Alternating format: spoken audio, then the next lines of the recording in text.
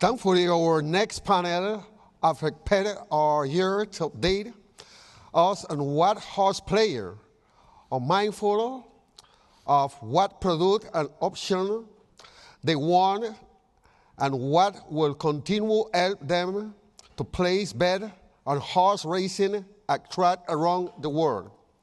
Please help me to welcome the moderator of Horseplayer panel, the Daily Racing Farm Chairman and CAO, Mr. John Hyden.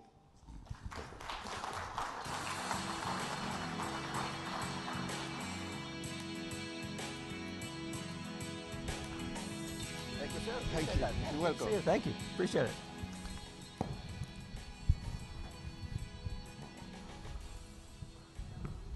I think. Oh, there we go. Throw the clicker away. Where is it? There we go. All right. Well, it's not going to go yet. I'd like to. Oh, thank you for the introduction. I'd love to welcome my panelist. Alan Byrne is the Chief Executive Officer and Editor-in-Chief of Racing Post, and Phil Sears, who's the Chief Commercial Officer and Grand Poobah of Betfred. Please join me. Thank you.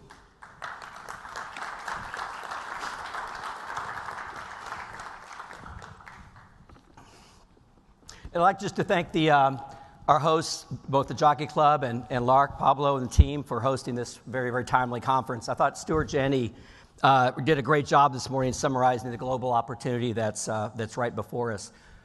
Everybody here probably understands the phrase, think globally, act locally. I think, yep, from a strategic level, think global opportunities, way to expand revenues, grow the industry, et cetera. On an executional or tactical level, I've always learned that you've got to think local and act local, which means it always starts with partners who clearly know their local markets. They know their players' needs, wants, and desires. Because what a horse player wants in the U.S. is very, very different from what Alan Byrne is speaking to on a daily basis. The UK punter, their needs, wants, and desires are very, very different.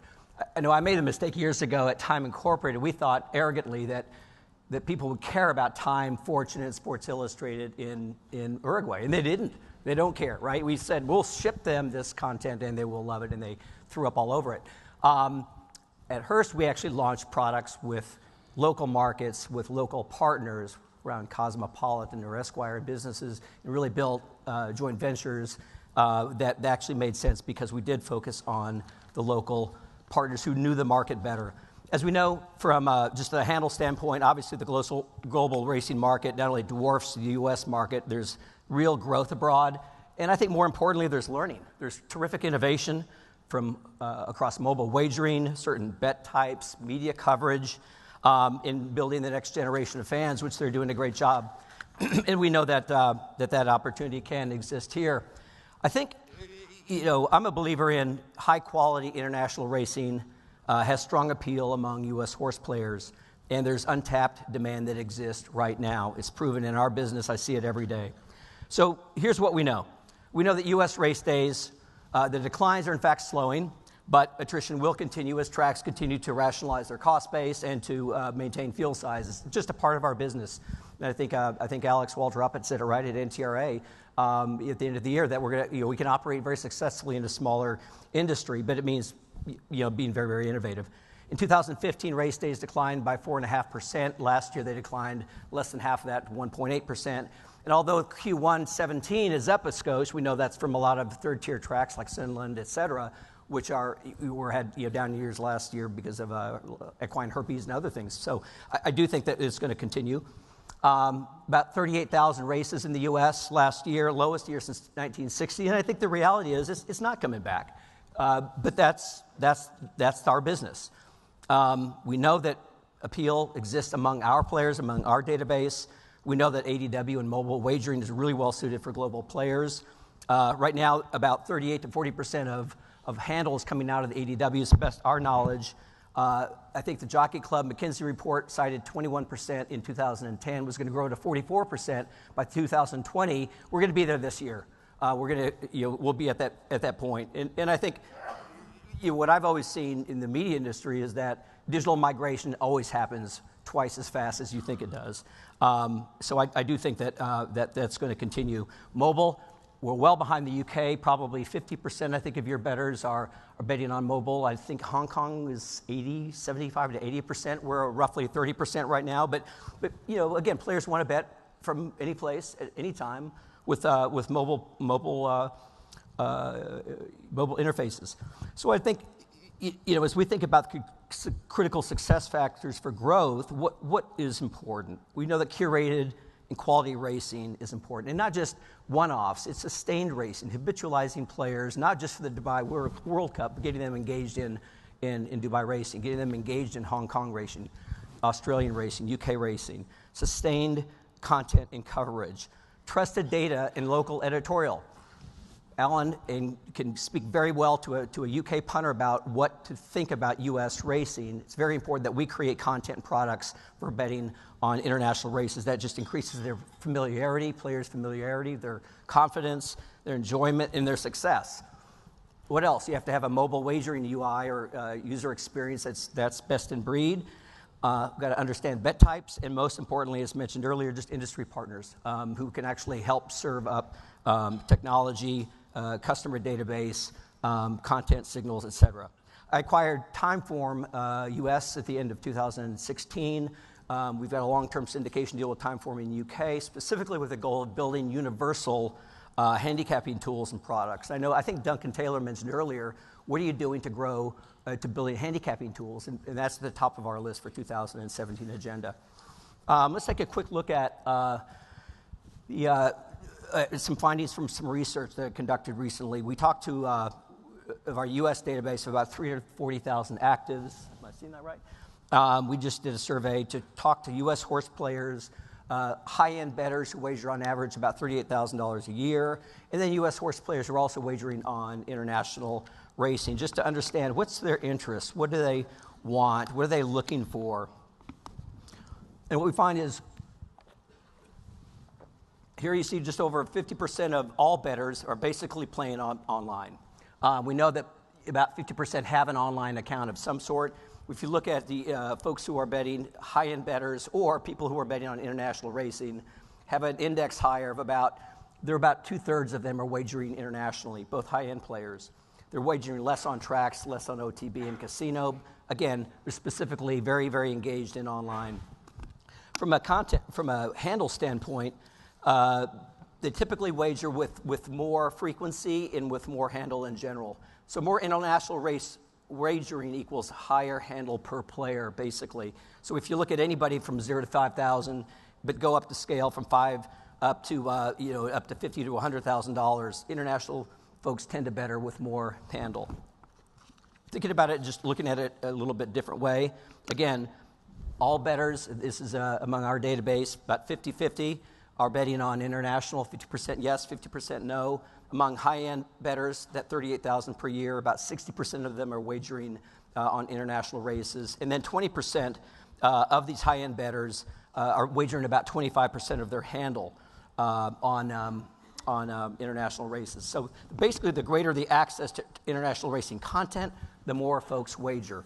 And that we've seen when we've introduced international handle to our players or product buyers, they will actually spend more, not less. It doesn't cannibalize U.S. racing. It adds to U.S. racing, right? I want everybody to understand that that's not a net negative. People are not going to play Naira because they're wagering on the Dubai World Cup. It's additive. In terms of countries, just a quick look at countries. Certainly Canada is considered international still in our world. Dubai, Great Britain in terms of racing circuits played by U.S. horse players. If you look at the high-end players, they tend to index higher across pretty much all these markets. An interesting point, if you look at drf.com total audience, we generate about 1.5 million audience per month coming through the site. The number one racing event was year to date. The number 5 racing event was Dubai World Cup. So Frank Gabriel, hopefully that's a good thing in your world. But when we promote aggressively having handicappers on track reporting in real time, it does stimulate handle and audience. People want to find quality racing, and they look to DRF to do that. When we ask, why do you want to bet internationally, what are you looking for? Well, they want to follow the horses. They want to follow noteworthy horses. Our job is to tell the stories. We're not doing a great job of that. I think it's a tough call, but when we promote our horses racing internationally, it does stimulate interest abroad. Certainly similar time zones. Latin America is what central time zone according to the U.S., but we can solve that. We can actually improve the programming by programming DRF.com, by promoting our print and digital products. We can actually stimulate by giving people advanced awareness about look for these races at this point. I know with Hong Kong Jockey Club, we're actually stimulating some U.S. handle through, even though the time zones are pretty erratic for U.S., also with Australian racing, and certainly with Woodbine and others. Primary sources of international data and content, basically this is among U.S. players, so it's only U.S. folks we're talking to at this point. Obviously, they're looking to DRF, they're looking to their ADW, give us content, give us information. Obviously, international racing websites like Hong Kong Jockey Club, LARC, et cetera, and international media and data providers like Timeform and certainly Racing Post. In terms of betting, what do you need to bet with more frequency and more content? What are the things players would ask for? Again, if you look at all bettors versus high-end bettors, what they really want are data products. They want past performances. They want buyer speed figures, right? It's pretty easy to interpret the higher the number, the faster the horse. So they want data products. They're a little less focused on, these are the high-end bettors, less focused on expert analysis because they're experts. They think they're experts, and they are less focused on editorial content among these U.S. players. But again, interesting what folks need and want that will stimulate handle, and this is what we're trying to do, is come up with new products as a data product company that appeal to our players. Obviously, Alan's players' needs are going to be quite different, and you can see that even high-end players, they don't want picked products. They want to have basically the data in their hands. At DRF, our ecosystem is pretty much integrating content, analysis, handicapping tools, dynamic wagering interface. We're trying to do that under one roof. It's a little bit challenging, but as a data product company, we're finding that that's the sort of the secret sauce is content, handicapping, live reporting, getting people information as they're preparing to make their bet, and then partnering with the Strana Group and ExpressBet, and they're doing a terrific job, a great partnership to handle our wagering interface, and then mobile platforms, building out a lot of mobile interfaces. In terms of just some very, very basic case studies, what has worked, back in 2008 when Woodbine came to us and said, we really want to expand our distribution of our content to U.S. players, introduce that content, really habituating that content. We saw material growth in their business simply by giving past performances, right? Whether it's in print or digital, but making sure that everybody understood what Woodbine was all about, why it's great racing, et cetera. So we had a pretty dramatic increase with them in handle from U.S. sources. We look at this both in terms of their handle, we look at it in terms of our data sales. Last year with the Hong Kong Jockey Club, we've just kicked off a partnership, and I know that they're working with a number of folks here, but that has worked out quite well, and we want to help build new products for folks to be able to wager on both Hong Kong and Australian racing as well, which we're just starting to develop as we speak. In terms of coverage or data handicapping tools, coverage editorially, in terms of a new kind of game, tournaments, we believe we are seeing new players, and one of our jobs has to be acquiring new customers, new fans to the game. And we have been working closely with NTRA and Breeders' Cup for years on the qualify tournaments. We introduced a new tournament in the last 3 weeks, and just to give you a sense of the growth or the opportunity to find new players, about 900 of these new players in the first 3 weeks are totally new to tournaments. Of those, about 50% of them are totally new to racing. They haven't done anything in racing. Basically, they've come to us to our content syndication deals with ESPN.com and other sports content providers. And 50% of these people are wagering on mobile devices. So, again, tournaments we think are a great way to get players engaged. We're working right now with Woodbine to make sure that their racing is part of our tournament schedule. So that's a new opportunity for us. Just a quick point I want to make about cannibalization. As I mentioned, international is not cannibalizing U.S. sale or U.S. handle. On the tournament business, just a quick look at, I looked at 773 people of our database last year who were ADW players prior to tournaments, and they were spending about $14,000 of handle. After starting playing tournaments, their handle, their ADW handle, went up about $1,400 or 9.8%. So it was actually stimulating. It got them playing with more frequency, with more handle, bankroll. The tournament revenue was about $1,500, but that combined with their increase in ADW, generated about 20% increase in their spend in racing. So we do believe strongly in tournaments that have a lot of opportunities for us. So with that, I will turn it over to, now that I'm way over, turn it over to Alan and go from there.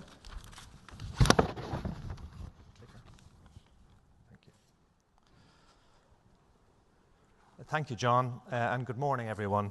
I'm happy to say that the European experience bears out much of what John says. It chimes with what you've been hearing. I'll just check how. Want to get? Yeah, that's it. The next slide, if we can get that up, please. Yeah. So it used to be said that, like most politics, all racing was local, but the digital era changed that. And now sections of the racing audience have a much more global perspective.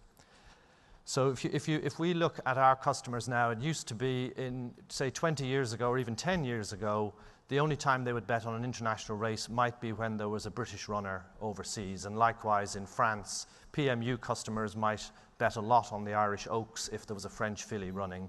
But now British and Irish racing is part of the program of what's offered to PMU customers day in, day out. And obviously that presents a challenge in terms of getting the attention of the audience and getting them to engage with it, but there is no doubt that there is a greater propensity to bet on international racing in all countries. And I think what is significant from a British bookmaker point of view, I asked one of the leading operators how much of their turnover is attributable to international racing. For them, international means non-British and Irish, and it's running at 8% and growing a bit, still growing and likely to grow more because there have been some good developments that we'll talk about. So it's a significant number, and it is an opportunity for racing authorities around the world, and one that I know people at conferences such as this have been focusing on for years. So what we can say is that with the right product at the right time, it draws an audience. And as with John's findings, our research with the Racing Post audience suggests that when it comes to international racing, in many cases you really are pushing at an open door. So we talked to about 2,000 of our customers, and we asked them how often they had bet on international racing. And rather similar to the DRF survey, nearly half of them had placed a bet on international racing in the past 3 months. And if you look at how often they do it, 15% of them are having bets most weeks, and 3/4 of them are having bets at least a few times a year.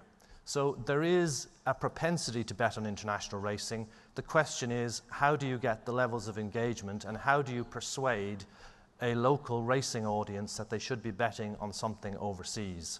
And John mentioned some of the factors, and it seems to me that there are other things that we know work when it comes to providing a product with which people will engage. Clearly, it needs to be racing from the right time zone. It has to be a quality product with high levels of integrity that the customer is instinctively likely to trust. The production values on the pictures need to be excellent, and I think there needs to be some certainty as to what the return is likely to be on your bet if you are lucky enough to back a winner. And at the risk of being accused of talking my own book, I would also suggest that customers require the right data and information packages. People need a basis for their opinion. If they're going to have a bet, they need some guidance and insight from trusted independent sources such as DRF or the Racing Post. And as to the challenges that need to be overcome to succeed when it comes to offering an international racing product, clearly the first one is lack of familiarity with the product, and that's clearly the biggest obstacle. Translation and commentary services in other languages can be expensive, but that's what is required. And in some countries, especially in parts of Europe, that means addressing multiple dialects. Parts of Belgium, they're not very impressed if you provide them with a commentary in French, and that applies in other countries as well. And that obviously adds to your costs as an operator, either the betting partner or the racing provider. But to be successful, people have to be understanding things as they would expect to hear them in their local dialect. You need to present the form and the data in a style and format that the local market expects, and that was obviously being discussed earlier. And yes, there are arguments for a kind of universal approach to past performances, but I think our view is that you gather as much data as you can, and then you output that data in the style and the format that the local customer is used to. And there will, of course, as was highlighted, there will be some data that local punters expect to see that simply won't be available. So some countries publish horses' weights and detailed sectional times, others don't. And that's just something that one has to work around. And maybe an issue that also needs to be highlighted that is probably more relevant in Britain and Ireland than elsewhere is the problem of having customers who are used to fixed odds and become disillusioned if that payout on their bet is a lot less than they thought it would be because the will pay price has suddenly disappeared and the return is lower. Something else that is often discussed at conferences such as this that would be a clear benefit to promoting greater confidence in betting on international racing would be more uniformity in the rules of racing and the way they're interpreted, particularly in terms of riding offences. There's nothing more disillusioning for a customer, and many of you, I'm sure, visit off-track betting outlets or betting shops in Europe, and customers tend towards the more cynical view of life. And if they see a horse that was just a jockey has brushed their horse, but they've gone and won, and then they get disqualified, they're pretty disillusioned. And different rules, clearly at the margins, would create a disincentive to bet. I know it's a very complex issue, but it's something that would help. And I think what we need to do as racing enthusiasts and people working in the industry is make the racing product as accessible as possible to as many people as possible.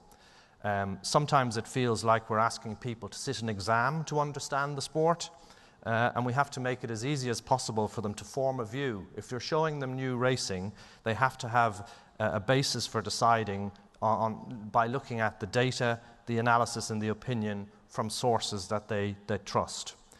And I really, in order to attract more customers, I don't really think it's enough just to provide the pictures and the odds, the will pay, and hope for the best.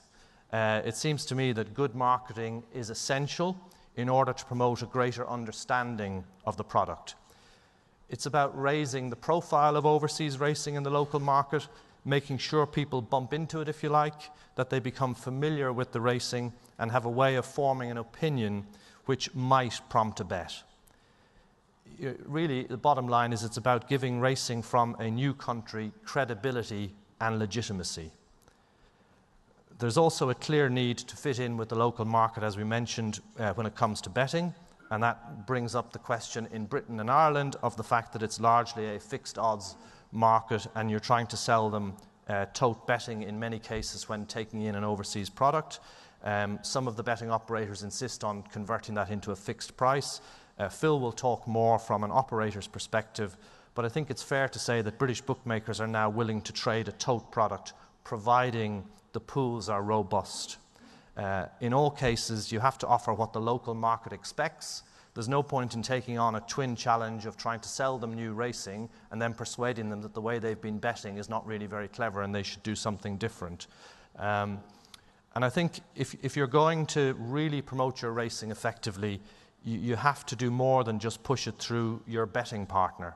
And I would suggest that the approach that Hong Kong have taken in particular is worth looking at, in that it illustrates what, in my view, needs to be done to succeed.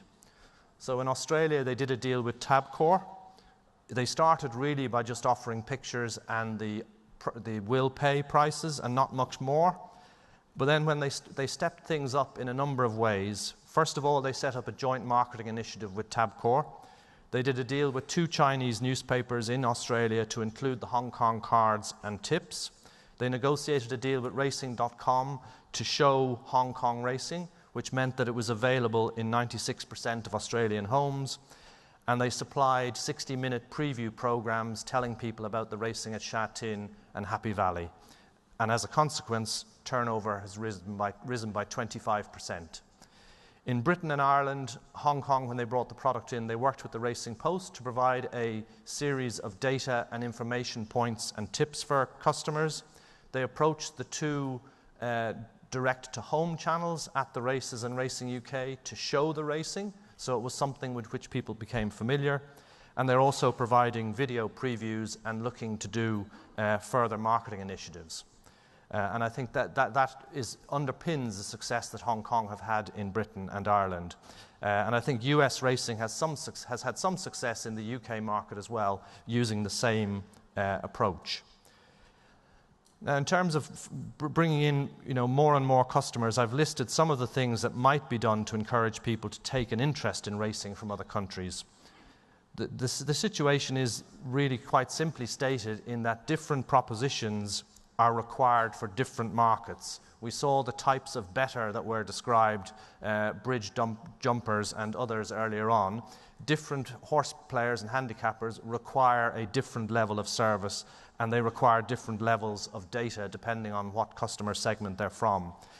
Some will be drawn in by a big pick 6 carryover or by a global pool bet, if that ever materialized.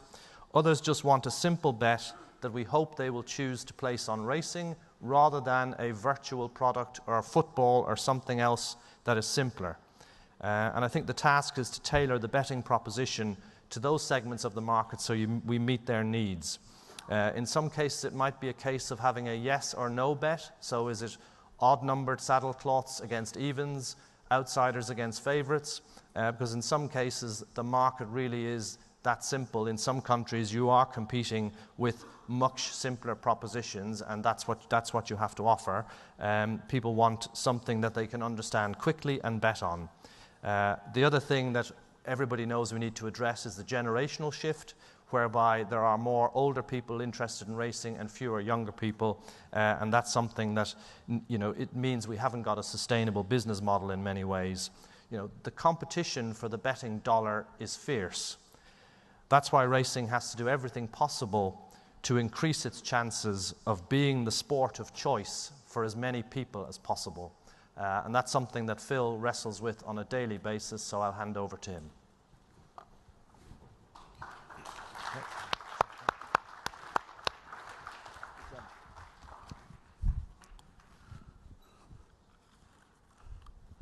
Good afternoon. It's been an interesting start to this discussion today when we heard the guys before we came on here telling us about the different customers and the chalk customer. Well, I actually started my career as a guy who actually chalked that board rather than paying. So it's in those 42 years or so since I started that, I've seen many changes here. And at the moment, what Alan and John have explained really the way we are moving and the challenges that we have as a tote or multiple totes to deal with international betting. What I'm looking here is to give you an example, a day in the life of UK Tote, which is part of the Betfred group and how we are engaged on international markets. I'll just start here. So as an introduction, what we were looking at was how we could connect markets and our approach to that and the journey that we needed to make to enhance the player's experience. Primarily, the UK has always been UK-centric, and as Alan has touched on, we have a further imbalance there where tote betting, parimutuel betting is less than 3% of the market. And the fixed odds has all the primary spots in the off-track betting and overall on the internet and digital space. That's been very difficult to crack, and Betfred also has a fixed odds business, and we're taking roughly more than 10 billion a year on our complete business, of which only about 600 million. These are sterling, so you have to add them by about a quarter. But we're taking about 600 million in parimutuel wagering, and that has been difficult to move on. So the way we saw this was about changing core values and making sure that we had strong systems in place to attract customers to bet on the products. Horse racing's horse racing. Good horses are good horses. And the fact is that a good horse can transcend its own generic market. We've all seen the super horses coming across. We talked about Black Caviar in an earlier session.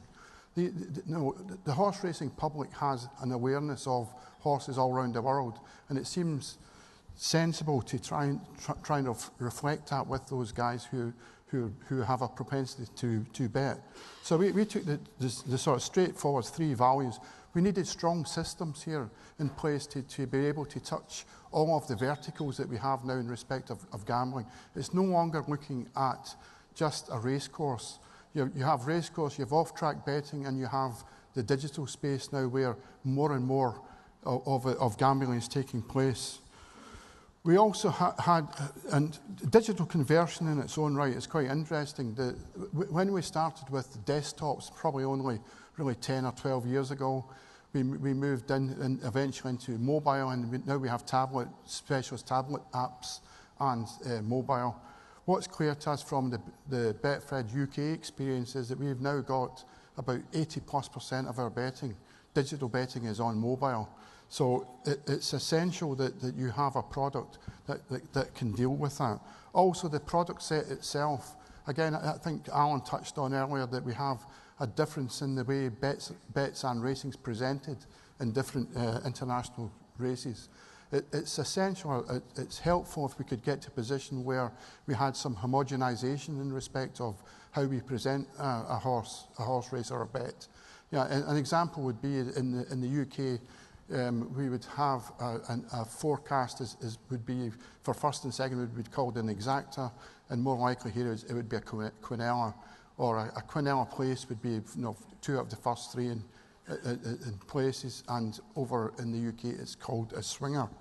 So there's some terminology that we have to deal with.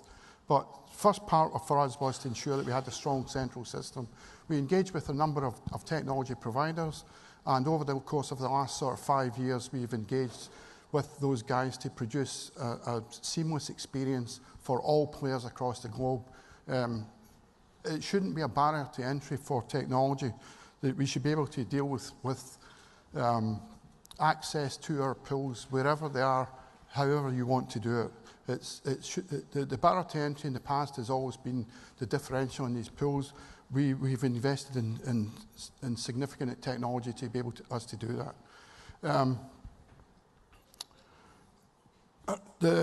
On the mobile side, we've also had a lot of work undertaken in respect of the UX and UI to make it easy and simple.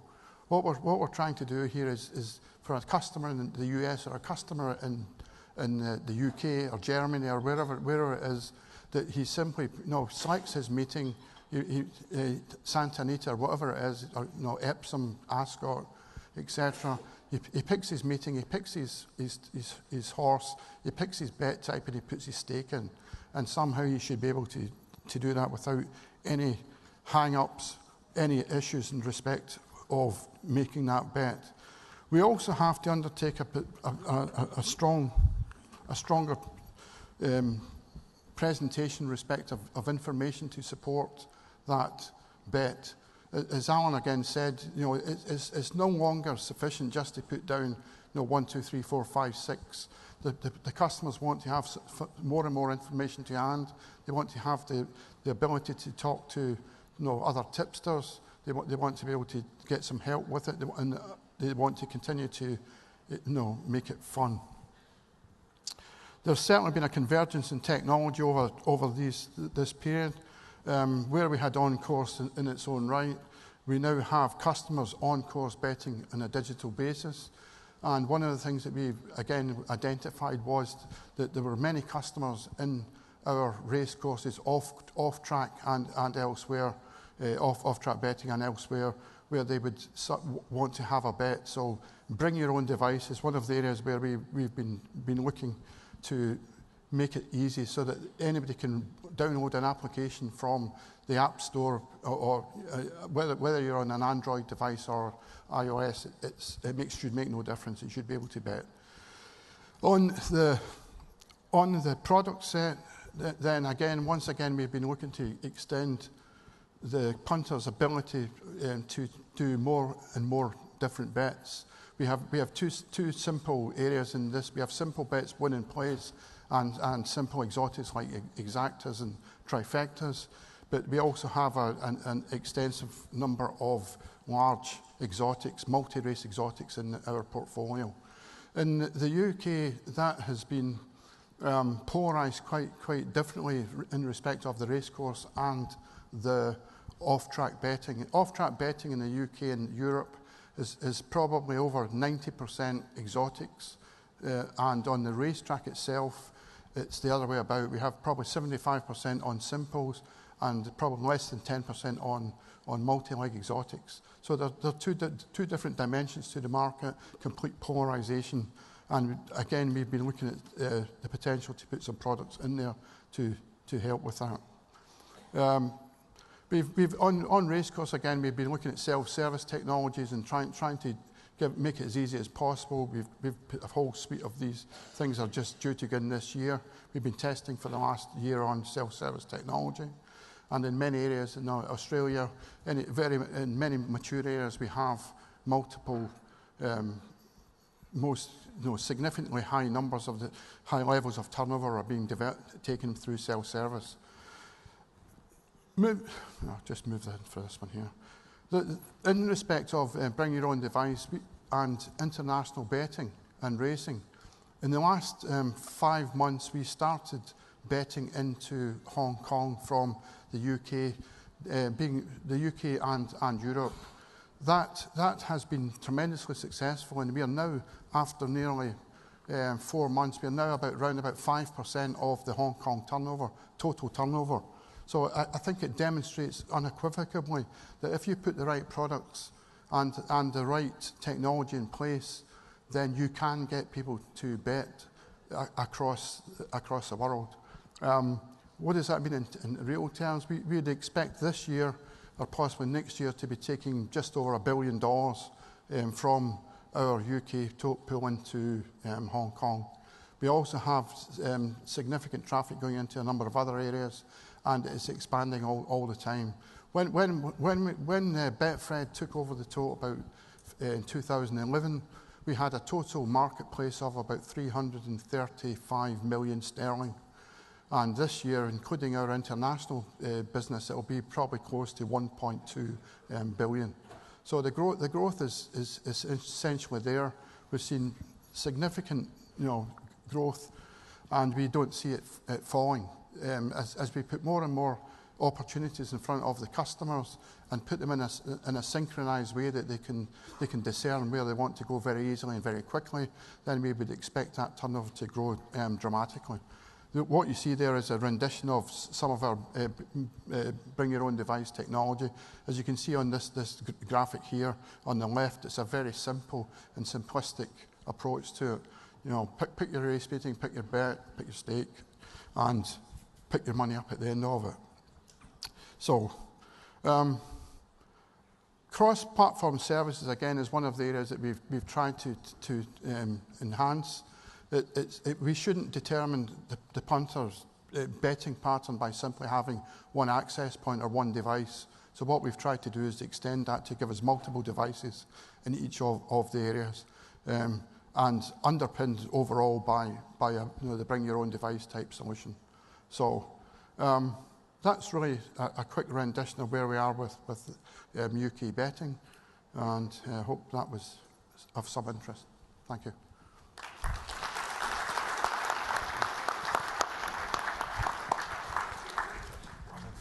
Thank you, Phil. Is this on? Does this work? Okay, thanks. Thank you very much. There's terrific stuff, Phil, Alan. Appreciate that. We'll talk amongst ourselves for a bit, and then we'll open it up to questions from the group here. What if you could wave a magic wand and say, there's demand for U.S. racing. You've got Churchill Downs, Strana Group, Naira here.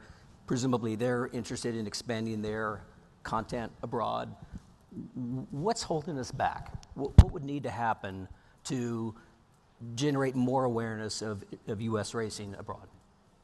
Well, if I could start on that, I think there is a growing awareness with some of the work that those groups have done in England. I do think it goes to a package of content and making US racing relevant to as many of those customer groups as possible. So it's relevant to the very serious horse players because there's a big carryover pool, or there's an opportunity in a pool, or there's an opportunity to win a big bet, or there's an angle for them. They're looking for an edge.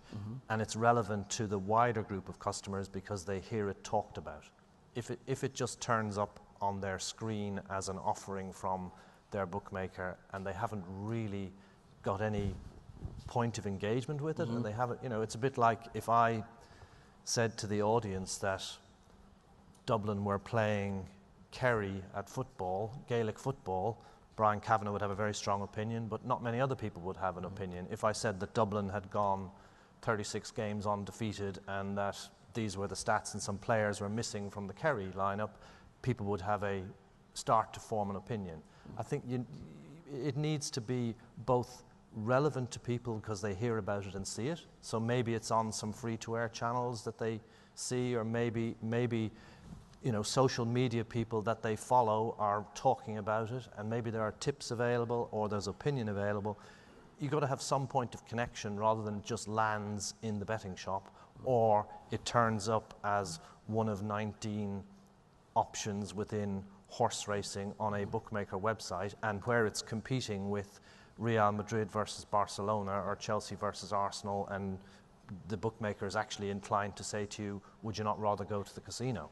Right. So it just has to earn its place in the conversation with more and more customers, and that's about saying to people, look, here's the DRF view on today's card, or here's somebody in the British or Irish racing community whom you respect who has a view on American racing. Right. And, all those things I think add up. And Phil, I don't know what. Yep. Well, I think one of the difficulties as a distributor of American racing or somebody else's racing is there's many hurdles to go over before you actually get the rights. What's that? The data rights and the picture rights together to actually deploy these betting events to customers.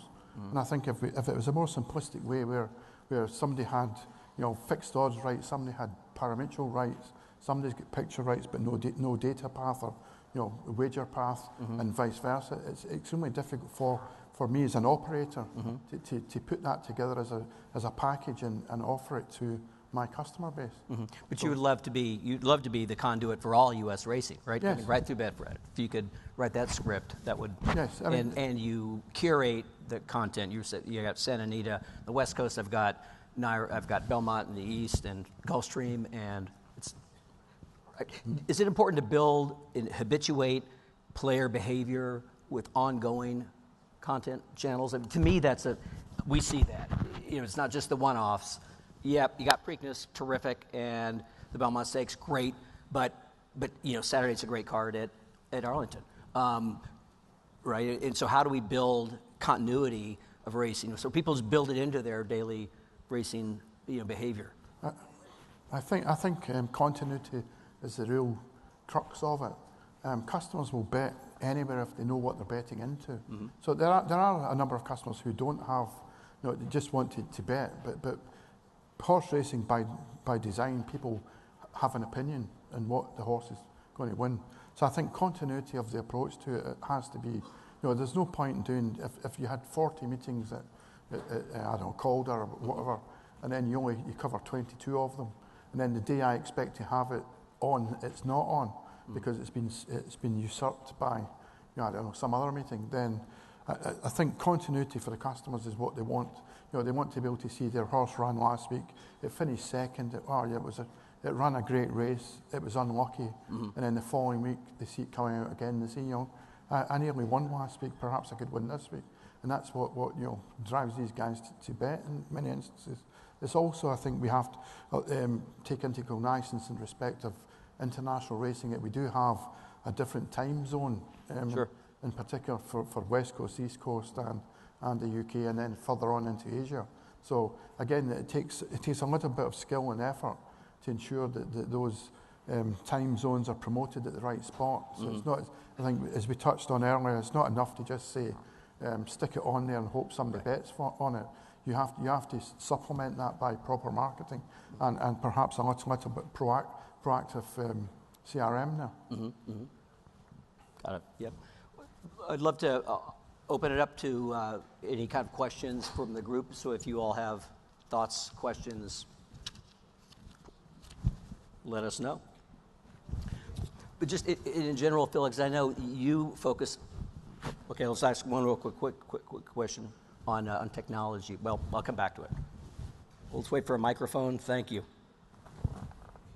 Yes, sir. Okay. First of all, pleasure to be here. My name is Mats Genberg. I'm from Sweden, of all places, and I publish something called Gallup Magazine. Our idea is to be global and speak global. A few weeks ago, we had the Kentucky Derby, and I spent a large part of that particular Saturday Googling, trying to find any way that I could actually watch the race. And it's interesting with all these betting companies that not a single one of them apparently invested into Google AdWords saying, open an account with us, you can see the entire fantastic NBC broadcast. What I'm coming to is that in the US, the NBC broadcast of Breeders' Cup, fantastic. All the Triple Crown races, fantastic. It's also completely impossible for anyone outside of the US to see this and to create for themselves an interest in what goes on. I believe when we talk about betting in this case, it's a little bit of an inside-out perspective. First, you are a bettor, you open an account, you search, you find a race, and then you bet. If you look at soccer, for example, the first thing is to be interested in what goes on. See it, be interested enough to actually place a bet. So anyway, this is an issue I would like to address. For the record, I actually opened an NBC account with my Apple TV. Apparently, since I was in Europe, the only thing that wasn't offering was Welsh rugby. So, but anyway, I tried. I was there. I said, like, here's my money, take it. I could not get the product.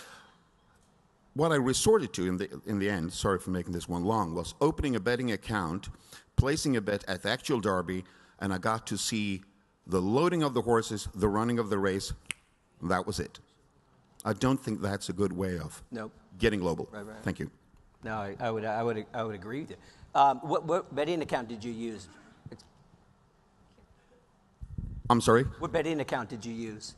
In this particular case, race bets. Okay. Well, I would agree they have with you, streaming right? of all over the world. There's no question. When we look at players who come in, or people who aren't betting at all, they're coming in through social media, they're coming in through referrals, they're coming in through basically our SEO, search engine optimization. We're tagging everything with, everything is meta tagged, whether it's a trainer, whether it's a jockey, whether it's a horse or a circuit, and that drives, a lot of audience. But I agree with you. The consumer experience, aside from, Triple Crown races, is just not that. It's not that appealing. It doesn't tell a story, and that's, it's a challenge. How do you guys feel about it? Well, we. Quite interestingly, we run these international races on our websites on two bases: watch and wager, or bet and watch. And most of the suppliers want us to do it on a bet and watch basis, where they're getting a fee per stream. We have also looked at watch and bet, but again, that is maybe for some feature races. That's a good idea. If we can get the permission to do that, which is not always available. So if I wanted to stream the Epsom Derby as an example, then we couldn't do it. Right. It's not within the rules of most of the people who own the media rights. You know, I think the editorial content, we do it with DRF Live. We're covering content in real time, which a player wants. That information 15, 10, 5 minutes before the race goes off. It's very important to get that from whether it's David Grenning or Mike Welch or Watchmaker, because that's going to help them make a more favorable bet. But that's only appealing to a core player. It doesn't serve a broader audience. You know, it is an issue. I mean, it's a hugely competitive market. Mm-hmm. There are so many demands on people's attentions. There are so many things that people can do.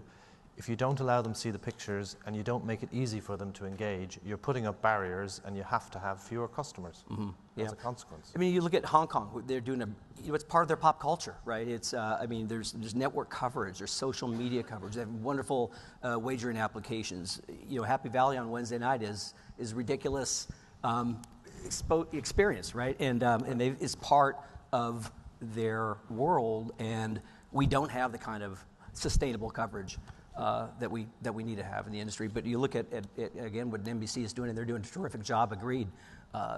You know, if you could build that in 52 weekends a year, or around a specific circuit a season, you know, Del Mar, Saratoga in the summer, and Keeneland in the spring, and Churchill, you know, prior to the Derby, that would be a way to stimulate demand, certainly. Hong Kong was a very good example of a progressive media rights owner.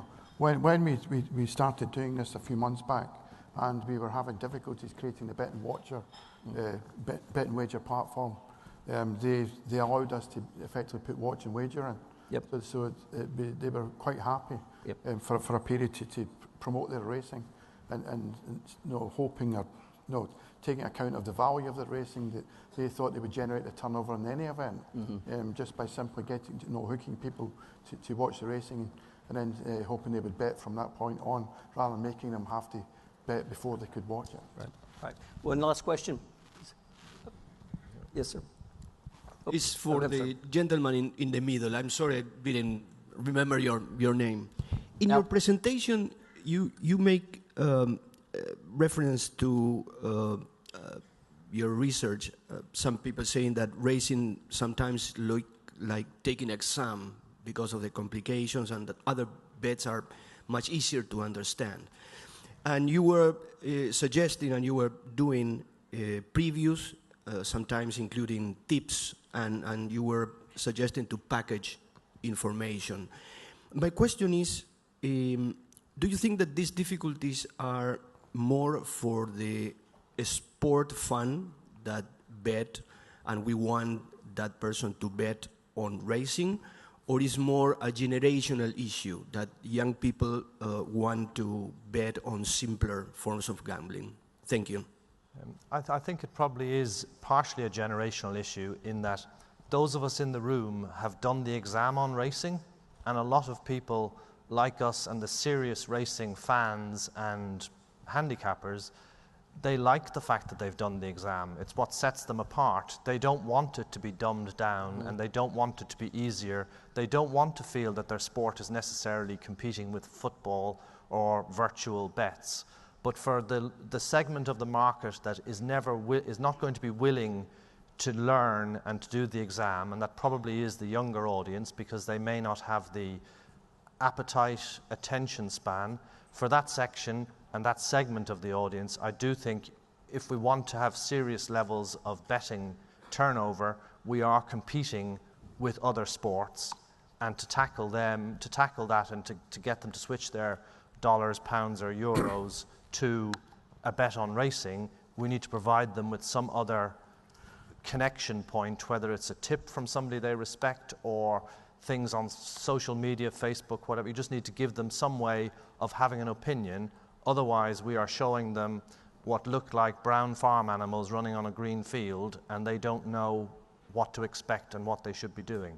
So I think a section of the market likes the exam and needs it, but the rest of it, if we want to engage with a broader base, we have to find ways of reaching out to that broader base who have a lower attention span and have huge numbers of things that are competing for that attention. Well said. Thank you. Thank you very much, you all. And I know Phil's going to be available for Naira and Churchill and any content providers. He'll cut a deal right now on your on your signal in the UK. Thank you very much, Alan, Phil, for joining, and thanks very much. Take care. Thank you. Thank you. Interesting time. Where was the gentleman from Sweden? I was backstage and I couldn't see where your question came from. Yes. As to NBC and getting their broadcast out easier, you'll be very interested in our one of our first speakers tomorrow morning, John Miller, who's the Director of Sports Programming for the NBC network. And I know one thing is that John is interested in, as so are the stockholders in the NBC, is more people watching their shows. So bring that up tomorrow, and I'm sure that John's going to have an answer for you. Up next, I think you're going to find this pretty fascinating. You're going to hear about the history, the present times, and the future of racing in Korea. And I just got a kick out of the name of the racetrack in Seoul. It's called Let's Run Park. And there is a bit of genius here. They have 2 grandstands that can accommodate up to 77,000 people. And the 2 different buildings are called Happyville and Luckyville. So you go to the track, and you have first choice you have to make is, what do I want to be today? Happy or lucky? It's ingenious. You can't lose. So maybe we'll take a trip to, and I'm also excited to learn that the 37th Asian Racing Conference, we're going to learn about that. It's going to be next year. The world of thoroughbred racing will turn its attention toward Korea for this important event. So, to tell us more, let's please welcome to the stage Mr. Park Yang-tae, the Executive Director of the Korea Racing Authority. Mr. Park.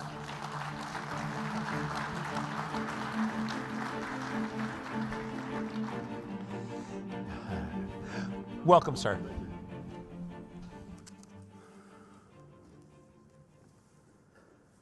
Good morning, everyone. I'm honored to stand here to make a presentation on the racing in Korea and the 37th Asian Racing Conference.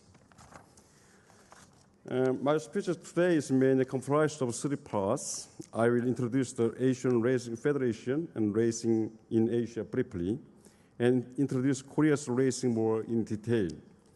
Then I will ask you all to come to the Asian Racing Conference 2018 in Seoul. In contrast to many parts of the world, the horse racing in Asia shows healthy and steady growth in every aspect of the industry. Korea is endeavored to become a core racing country through innovation and globalization. We can achieve continued development only through an innovative development strategy, close collaboration within the industry and other jurisdictions, and transform our sport to keep up with the ever-changing marketplace. The 37th ARC will provide a platform for finding solutions. The Asian Racing Federation is one of the 3 regional racing federations comprising the International Federation of Horse Racing Authorities. It has 25 member countries across the region: Australia, Hong Kong, Japan, New Zealand, Singapore, South Africa, just to name a few. China, although it is not a member country, participated actively in the previous Asian Racing Conference to prepare a fundamental base for the future racing. The objective of the ARF is to pursue mutual development through collaboration in the region. To meet the goal, the ARF is actively working mainly in the following criteria.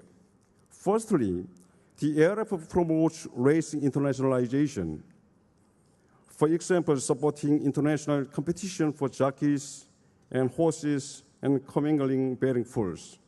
Secondly, it controls race quality and works for the core issue of our sports integrity.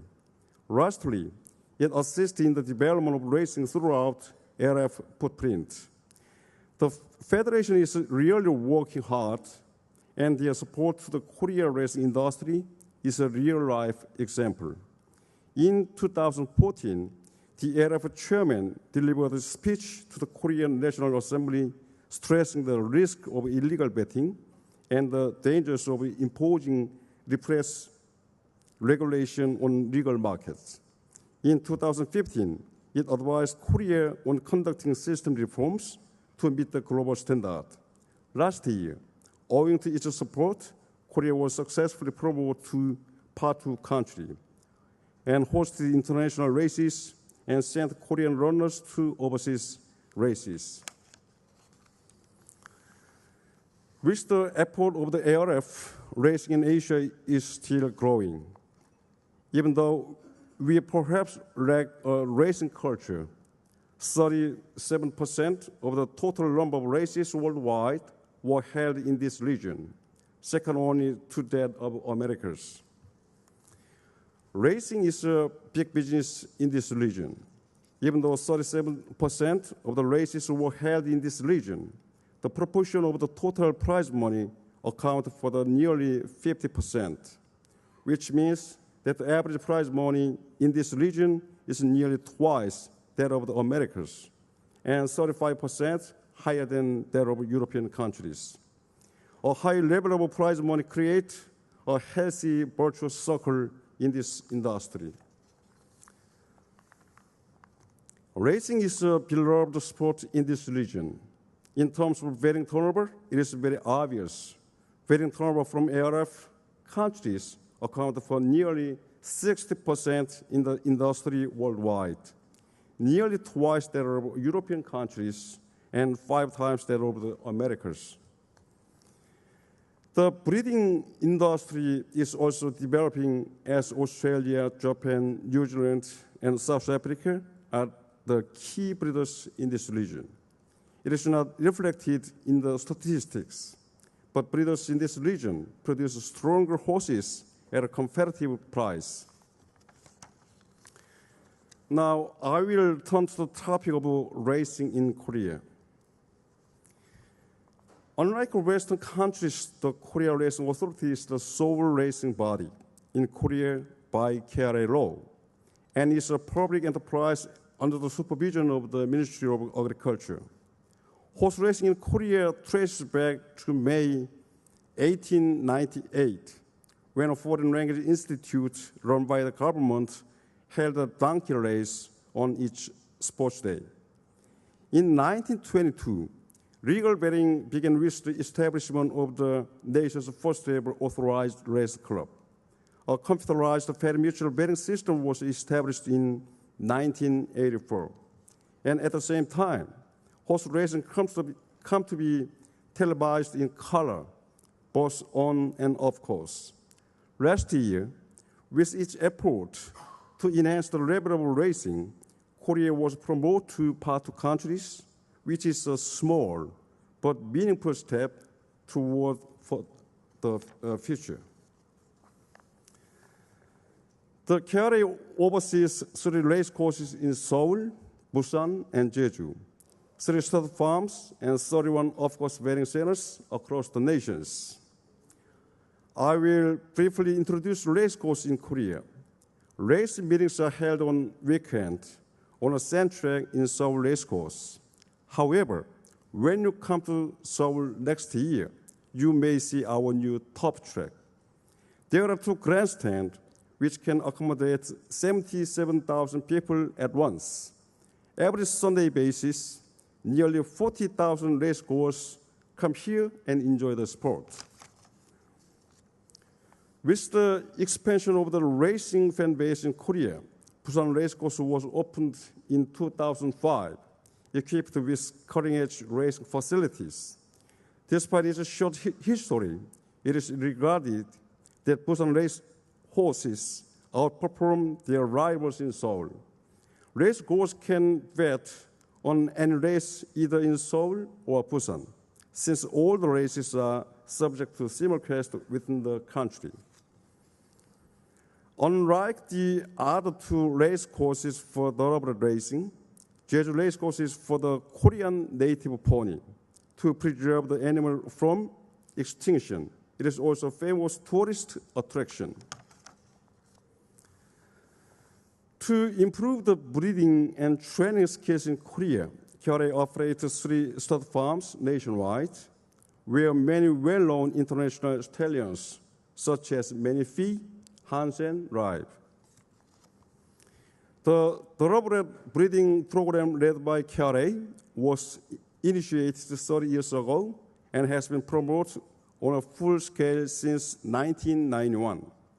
Significant development have been made, particularly in the past 10 years.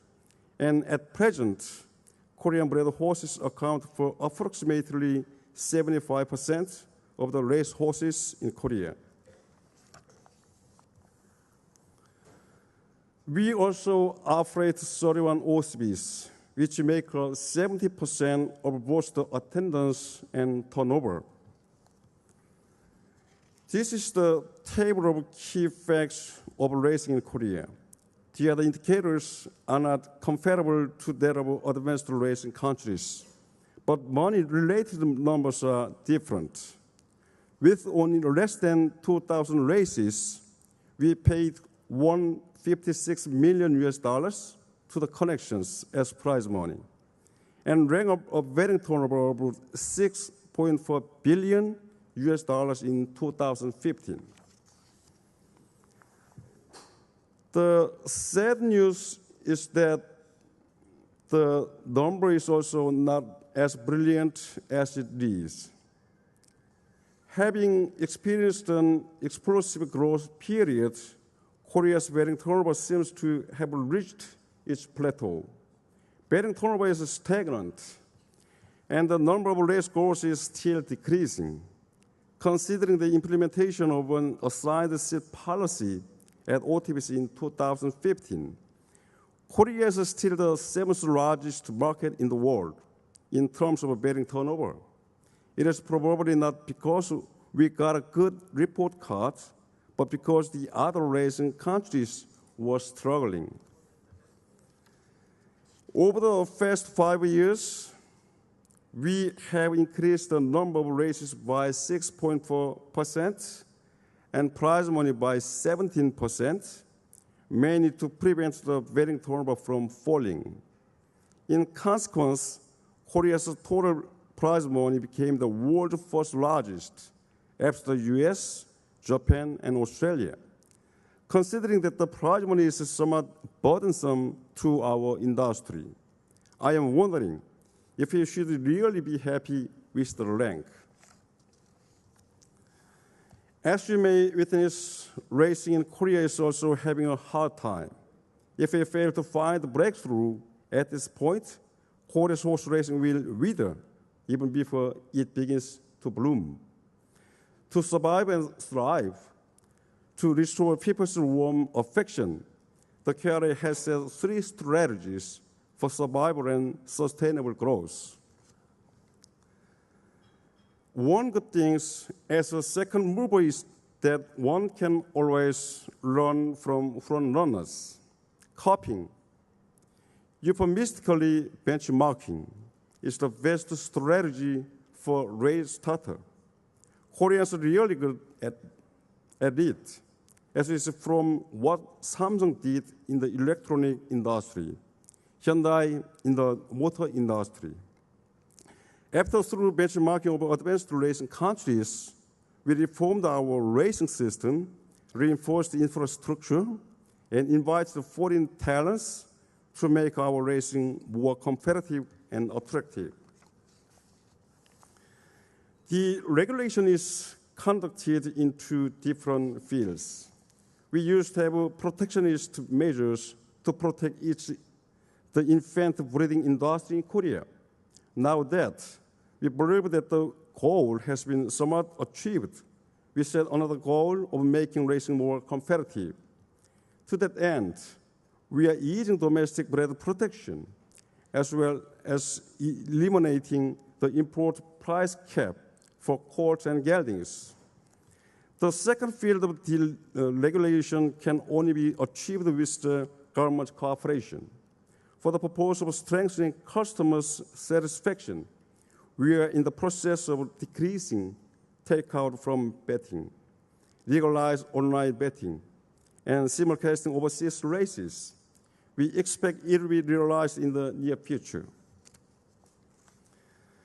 The last strategy concerns globalization. In order to raise the Korean people's awareness of horse racing as an international sport, last year we commenced hosting 2 international races, Finland Korea Cup and Sprint, inviting 14 good horses from 7 overseas countries. This year, I sincerely hope we can invite U.S. horses to run and win the races. As part of the result of globalization, this year, Korean horses have achieved some good results in Dubai World Cup Carnival races. Mainstay won a race there, and Triple Line got into a race on the Dubai World Cup night. We will continue to develop racing globalization. This year, we will upgrade the race status to international Grade 3 races, and in 2022, marking the 100th anniversary of horse racing in Korea, we will promote the races to become international Grade 1 races, and Korea will get included into a Part 1 racing nations. Now, I will turn to another topic. Korea's racing has been strongly influenced in many parts by the states. Every year, Korea imports from 200 to 400 race horses, and among them, over 80% are imported